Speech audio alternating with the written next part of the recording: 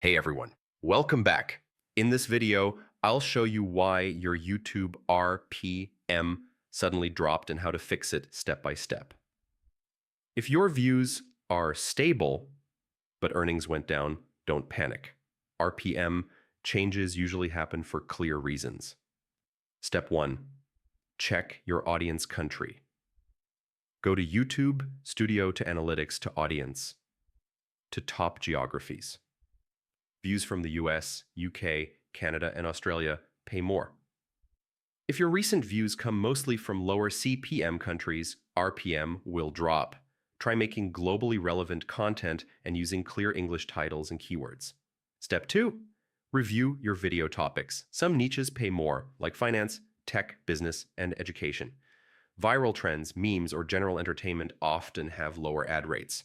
Mix in high-value topics to balance your channel revenue. Step 3. Check video length. Videos under 8 minutes show fewer ads. Aim for 8 to 12 minutes so mid-roll ads can run naturally. Step 4. Confirm monetization settings. Open a video arrow monetization tab.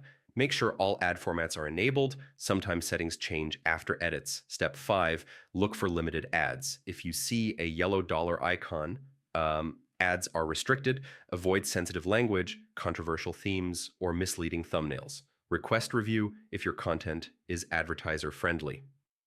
Step 6. Improve audience retention. Low watch time means fewer ads get shown. Use a strong hook, faster pacing, and cut long intros. Step 7. Check traffic sources. Search and suggested usually earn more than shorts or external traffic. Optimize titles and thumbnails for YouTube search. RPM drops are usually about audience topic ads or retention, not a platform error.